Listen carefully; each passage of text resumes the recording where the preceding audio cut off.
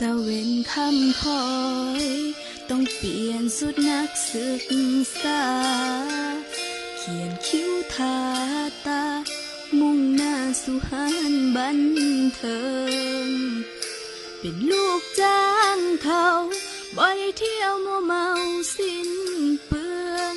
ก็สาวบ้านนาอยู่เมืองต้องดิ้นรนผ่านพ้นคืนวันตะเว้นส่องแสงเคยใส่สุดนักศึกษาทำเพียรวิสามุ่งหน้าตามเส้นทางฝันบางทีท้อถอยกับคำที่เขาเย้ยยันมีสุดแต่เพียงอดกันให้น้ำลายเปื้อนใจเลื่อยมาบ่แม่นคนเสเพน้องเป็นสาวเดียดายพ่อแม่ขายหัวขายควายส่งลูกสาวเรียนลำบากหนักหนาครอบครัวคอยอยู่เบื้องหลังคอยหวังใบปริญญา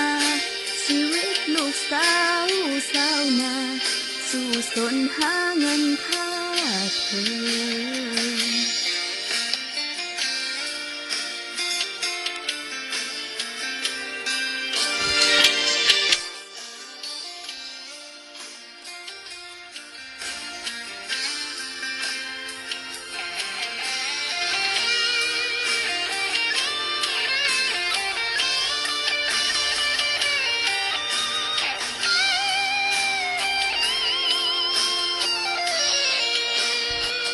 เส้นทางแห่งฝัน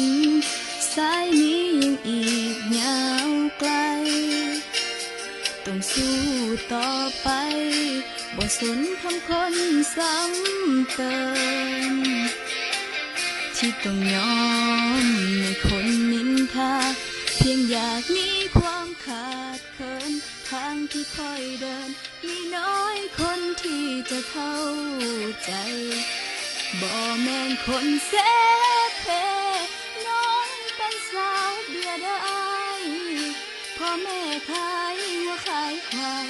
ส่งลูกสาวเรียนลำบากหนักหนา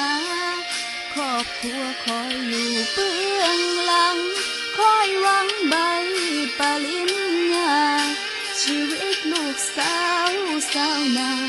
สู้สนหาเงินค่าเทอมชีวิตลูกสาวสาวนาดิ้นรน